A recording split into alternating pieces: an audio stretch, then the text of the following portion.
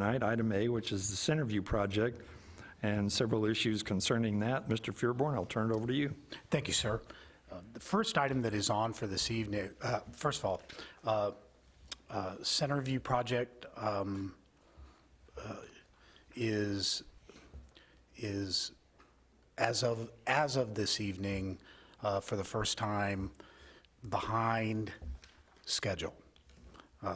Significant portion of it having to do with the fact that a number of the trades were going to be in on Saturday and Sunday, and primarily the glazers putting in the windows.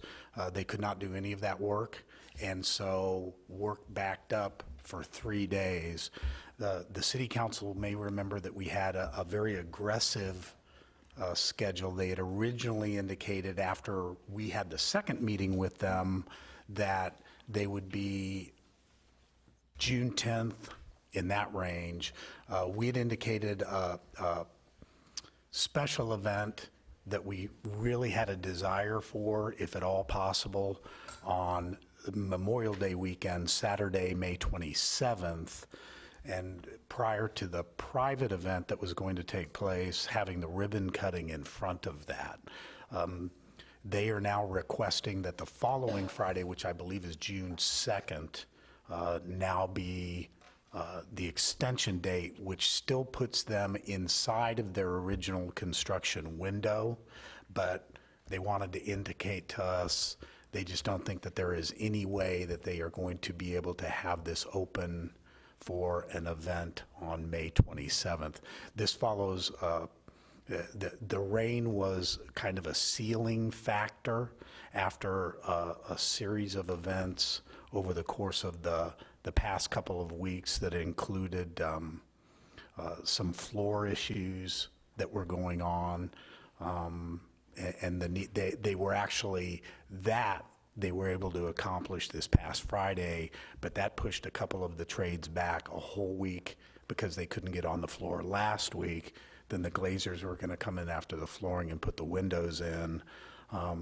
They started on the windows and ended up with several of the pieces of plastic sheeting actually coming off, and the entire floor, in minutes, the entire floor was flooded. So we spent the rest of the weekend, as we did with some other items, as a matter of fact, doing damage control, or they did at least. In fact, they had some of Straub's own general laborers rather than just the glazers in trying to help on that. There is also an issue that the mayor actually got to witness before last Monday night's meeting. The pergola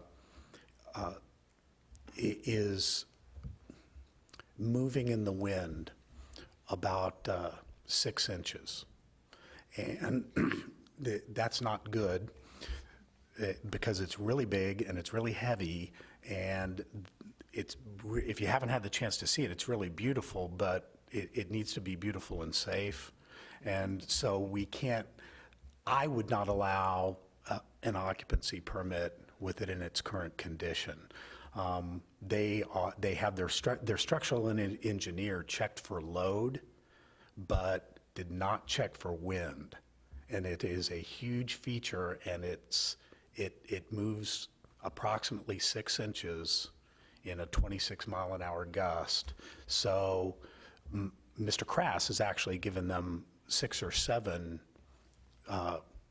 engineering fixes for it, all of which their engineer is accepting.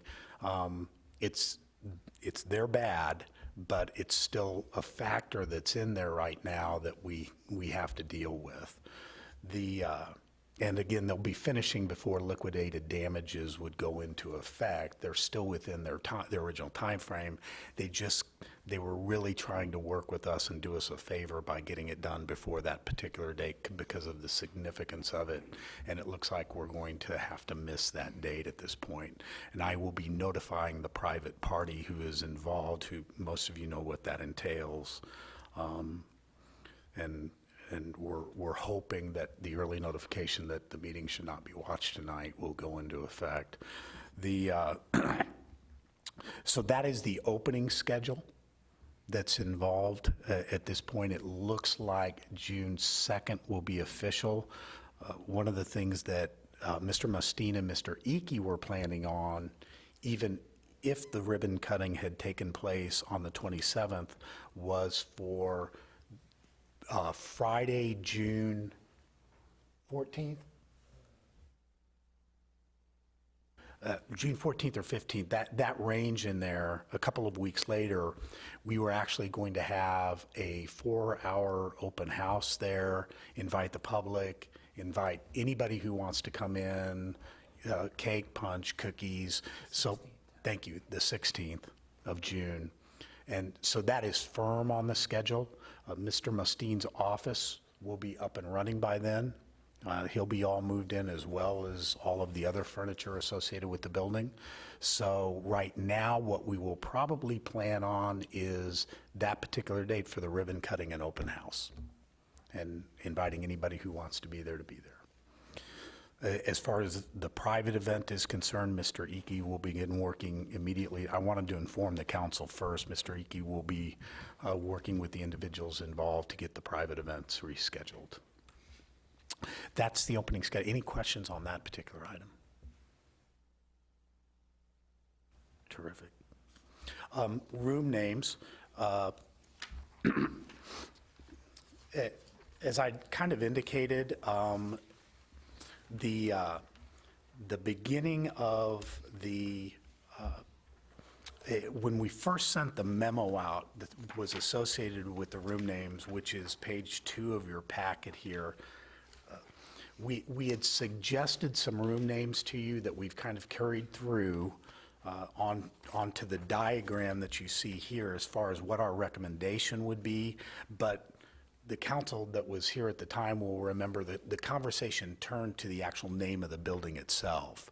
And so the room names got kind of nodded on. In fact, a comment was made, I'm okay with the room names, but let's talk about the building. And then nobody else weighed in on it. We just wanted to make sure that the council is okay with the room names as they have been proposed here. I did note that if you haven't seen it, Councilmember Hubach coincidentally just happened to bring these up in an email to the council today in a repeat. And again, one of the things we certainly would want is if you do choose the Harrelson name, we're hoping that everybody who goes into the room is a little bit happier than all the kids in this picture, because everybody looks absolutely miserable. But wanted to get council input and see if you all are okay with the recommendation of Harrelson Hall and the Gilmore Room as far as the 2 rooms that are to be named are concerned. Part of the reason we wanted to get back with you a little earlier than later is they are actually making the room and occupancy signage. That's been an adventure in itself. It turns out that the new fire codes that are in place require you to list, if there is a specific room name, the room name has to be on the sign, and you have to list occupancy load for if people are sitting down and occupancy load for if everybody is standing. So got a little bit of work to do on that one. Mr. Burke. Thank you, Mr. Mayor. I sent an email today, and if, please, I will not take any offense. This is just an idea to throw out there, but I thought the little classroom space might be nice to name after the teacher that was the teacher from our photo here, and name it the Crosby Classroom, and then we could make Harrelson Hall A be the Gilmore Room, and Harrison Hall B could be the Harrison Hall. It's just an idea. It's certainly not a better idea than any other idea, but I thought it'd be interesting to name a little classroom space out of a woman born in the 1800s that was not able to own property or get married to be a teacher. She had to give those parts of her life to the side, and if she did get married, she had to quit being a teacher. I just thought it might be a nice gesture. We very rarely name things after women. It's just an idea. Thank you. Anybody else? Mr. Kellogg? I have no problem with that, and I thank you for the suggestion. It's a great idea, in my opinion. The thing that I would be curious about is how much thought or how much background has went into, from staff to come up with the names Harrelson Hall and the Gilmore Room? Give me a little bit of background and where As that came outlined from. in the memo, those are the other names of the schools, sir. The school that's pictured here is actually Harrelson. And I did read that, but I was just wondering if there was any more thought or things that went in behind that. Now, where I'm going with this is, I'm sorry, Centerview is the school that is here, but Harrelson and Gilmore were two of the other schools. okay, where I'm going with this, these are school names, or these are actually family names also. In fact, Harrelson is still listed on a number of maps. It was, in essence, a tiny, tiny little hamlet down where the Owen Good lift station is now. Okay, then I'm good for right now with that. Thank you.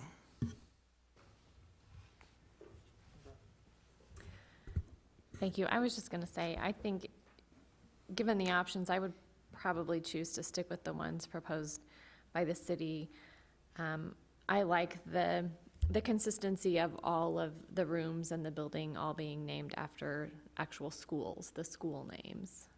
I see value in that. John, did you have something? Thank you, Mr. Mayor. Do we have the option to name anything else without creating a lot of work for city staff? I also like having the main auditorium as A and B.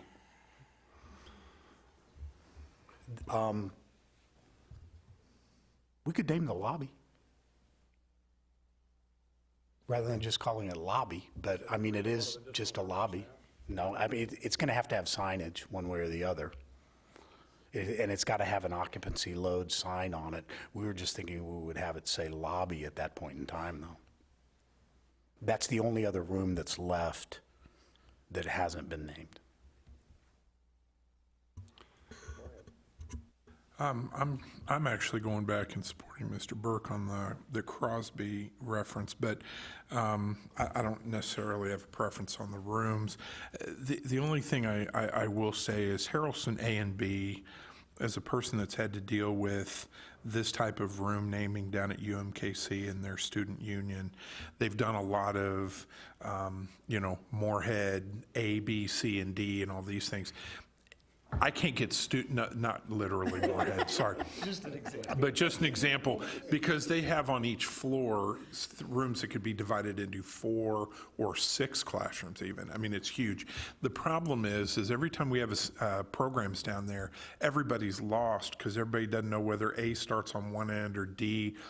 I would rather have it Harrelson, Gilmore, and Greenlee, or Harrison, Gilmore, and Crosby, but each room is meant to be independent, but can be opened up into one greater whole.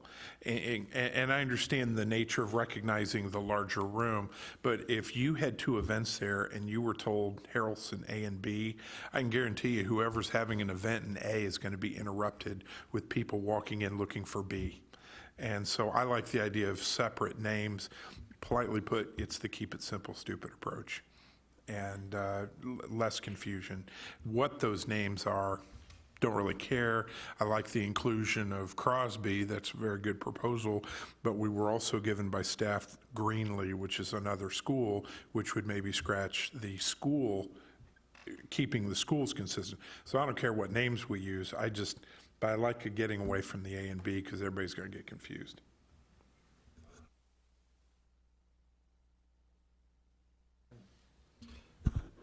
Yeah, I'm going to concur with that as well. I thought that was, having 2 Harrelsons, A and B, could potentially be confusing. I do like Councilman Burke's idea, but at the same time, I do like the consistency of being all schools. So maybe the workaround would be to name the lobby the Crosby lobby and have the 3 rooms have each different schools, adding with the Greenlee room instead of one of the Harrelsons. Yes, sir. I agree with the naming convention here, but is there an opportunity that we can probably name in recognition of the first teacher some other portion of the facility, maybe within the grounds, Like the deck or the something to park recognize. area or something to that Well, effect? we have a photo of her and she's recognized here, just to give that respect to not only the school, but the first teacher in some capacity.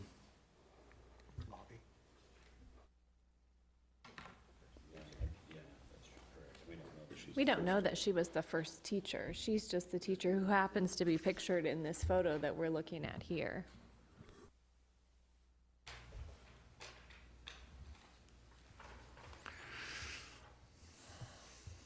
Jay, you got something? We're sure that's not Charlene in that picture. Just checking. And I got it, okay. And then I was kind of going to go with, if you're going to do the letters, we'd do Funk E. That's the first one listed on one of the schools here. I thought that'd be kind of cool. Yeah. I don't care if you haven't figured that out yet.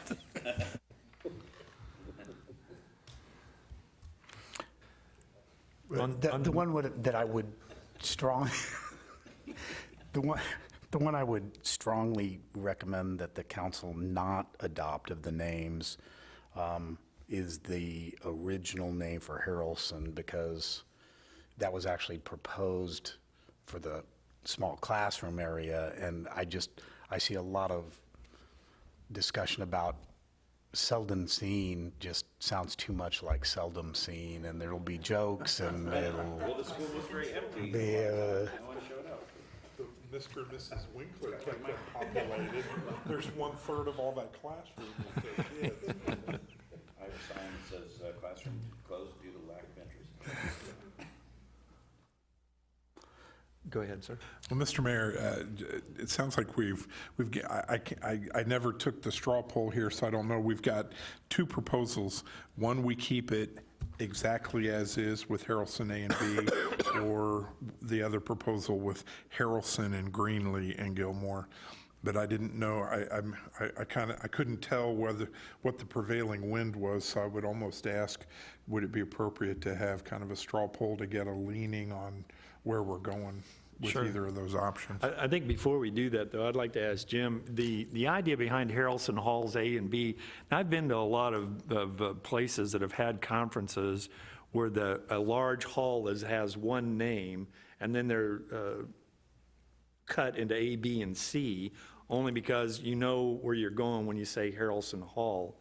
I'm not sure it's that confusing for an A and a B when it's just two sides of the same room, and the only thing that designating them any differently is the wall, the removable wall, which is more than likely going to be folded up most of the time. So I'm not sure was there a particular reasoning behind calling it the same name, A and B, knowing that there were several names within the original schools? actually, because of the statements you just now made, sir, 95% of the time, that curtain, probably more than that, that curtain's just going to be open and the whole room's going to be exposed.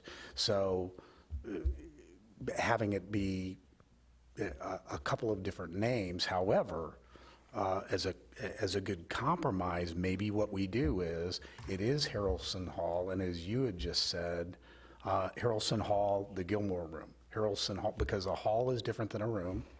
So Harrelson Hall, the Gilmore Room, Harrelson Hall, the Greenlee Room, that covers all three of the school names, and then the classroom could be the Crosby Room. Yeah. And then we've covered everything that's here. Mr. Moorhead? I'm going to pull back my offer if we do that, because if I'm trying to keep things simple, adding 2 names, 3 names, I mean, now that would confuse. Well, we wouldn't I have, don't want to we go wouldn't that have it route. on, we wouldn't have it on the signage. It would just be Harrelson Hall, but. Sonia? A couple of things. One question for staff. Did you already have a plan for signage to help make it clear as people entered the building which way to go for Hall A or Hall B? Secondly, most people are probably going to be coming in the north side of the building, so it would just make sense that the first door would be A and the second door would be B. So that, I was just wondering, did we already have a plan for signage to help make that more clear? I don't think A and B is very confusing. I like the way Harrelson Hall sounds when you're thinking about a big space for a wedding or a big event. Harrelson Hall just sounds nicer than the Greenlee Room, the Gilmore Room. I agree, I don't think we want to have the Harrelson Hall, Greenlee Room, I think that's too much. So have you thought about signage for making that clear? That's the point of being here tonight, is because we got to get the signage made. I mean, where the signs would There's going to be directional signs in the lobby. Mr. Kellogg? Thank you, Mr. Mayor. The reason for my question earlier is to lead up to this one. Is there any, such as, like, there's standard procedures how to assign addresses to houses on streets. There's standards to laying out post locations inside of facilities that you try to figure around. You go into Sprint campus, those are all post locations, so you can find your way around there. Now, with that being said, is there any standards that staff has looked at to that effect for naming this, the functionality of these rooms? You know, that was the point of my question, the justification, where staff came up with their idea for this. Is there anything looked at in that aspect? It's, there would be no standard of that. I mean, I've been to 1,000 different convention places and hotels, and it's all over the board how they name these things. It's usually historical. And I agree with that, too. Now, to give a example, okay, and you probably get tired of listening to me about the plant, but one thing that went out to the employees when we built the new plant was that we were able to name the conference rooms. So in different parts of the building, they're named for colleges. Other parts of the building, they're named after physicists. Other parts of the building, they're named after something else. So that was the justification there. Kind of similar to what we're doing here also. I really don't have a big problem with what staff has lined out here, but I also agree that, I don't want to start throwing in there 3 different names.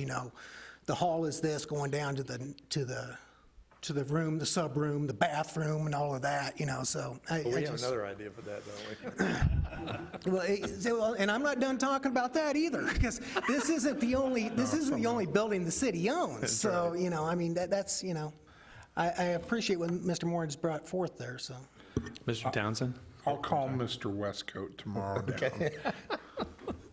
Mr. Townsend, what'd you have?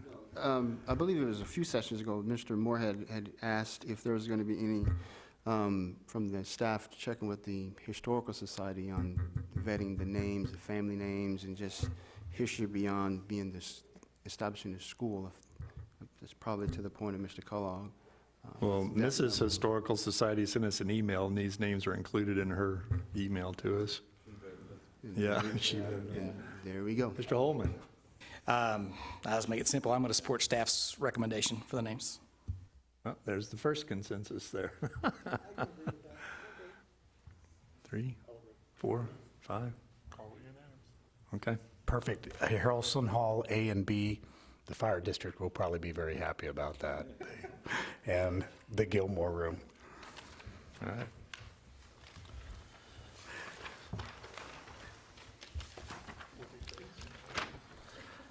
Okay, and we have lost in the PDF limbo this, but I hope, did you all get the chance to see our recommendation?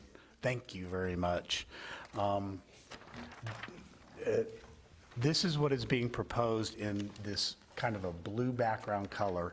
The boards that are right out here, the new ones that we put up, would be the style.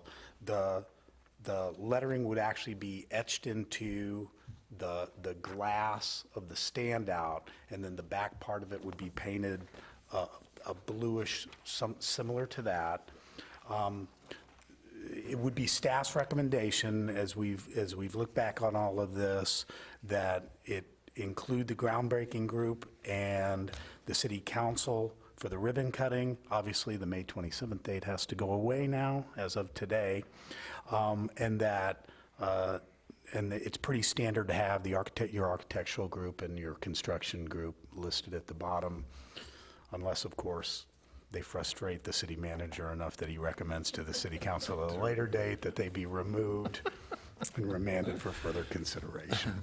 Anyway, for your consideration, of course, the one that's here is, what we would be recommending is that it be just like what's out here and what we put up at the depot, and that it be by wards, in alphabetical order by ward going down for both of those instances. And so with that, we'd just be looking for head nods for it. Very good. Looks like it. Very good. Thank you, sir.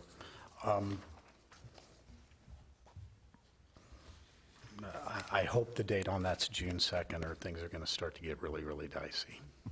That concludes staff reports on this item, sir, but as you'll I remember, know you have we a do- follow-on issue. We do. Give all that to you. And give all of that to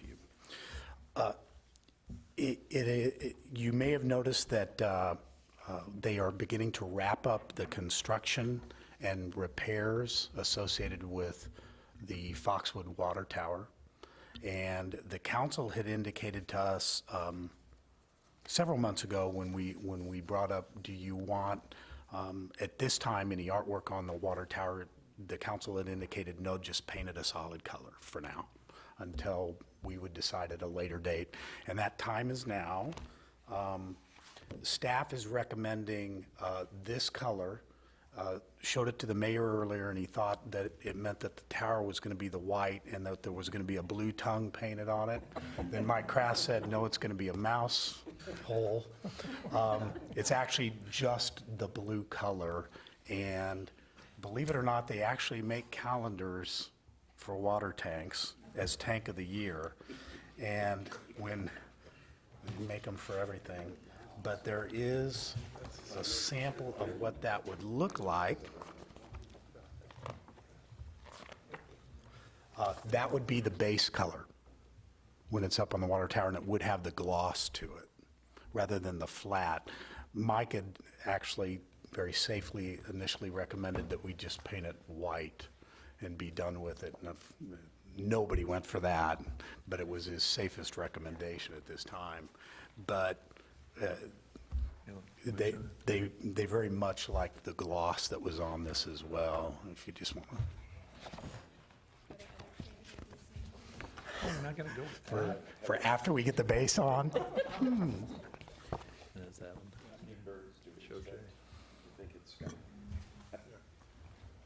Yes, sir. You know, part of, and this is maybe for Mr. Holman as well with the branding committee, but I know that about 2 years ago, we started going to this green, and we wanted to do color scheme that was kind of consistent, that fed into our logo.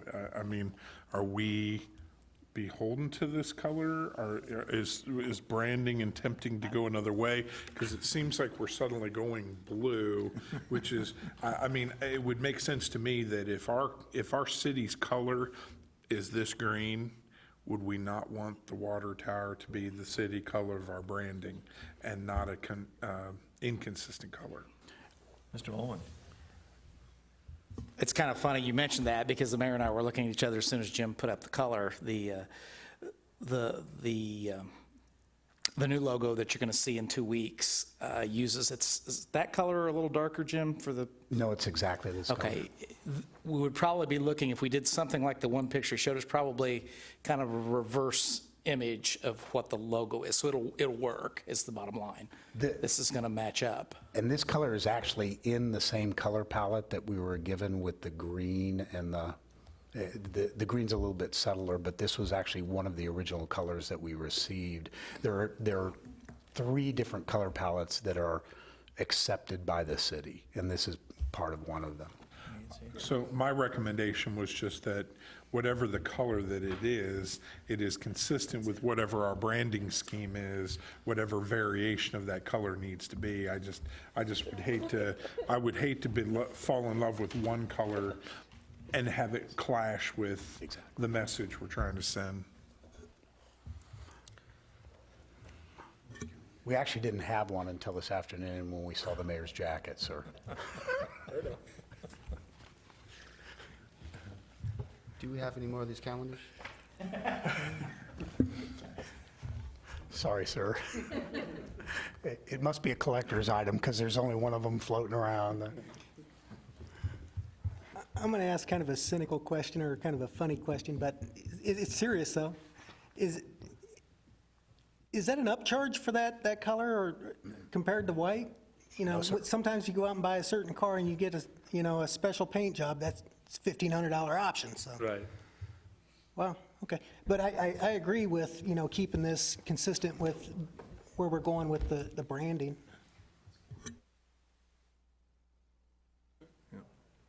I think you guys will like it. I really do. So the council's okay with this one? Great. Just one last time, sir. Yep, sure, go ahead. The mayor is already aware of this.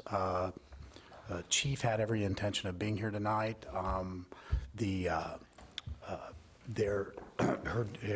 Many of you know her daughter was expecting, and they've had the baby. There were some complications, nothing that can't be overcome, but the baby was transported from the hospital that they were at to Children's Mercy, so the chief is asking that you keep her and the family and the baby in your thoughts over the next couple of days. Again, nothing that can't be overcome, but one of those things that happens sometimes, so.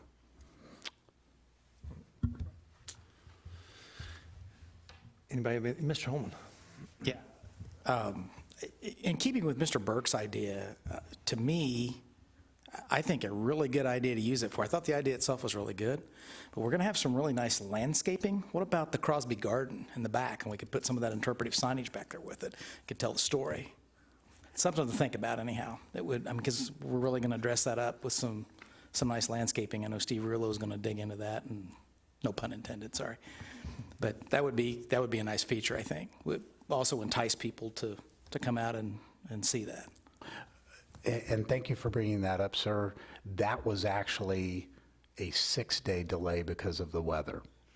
Because today, the irrigation system was supposed to be in, and they're not even answering their phone right now, so. Does anybody have anything else for this evening's meeting? If not, we'll stand adjourned. Thank you. Thank you, sir.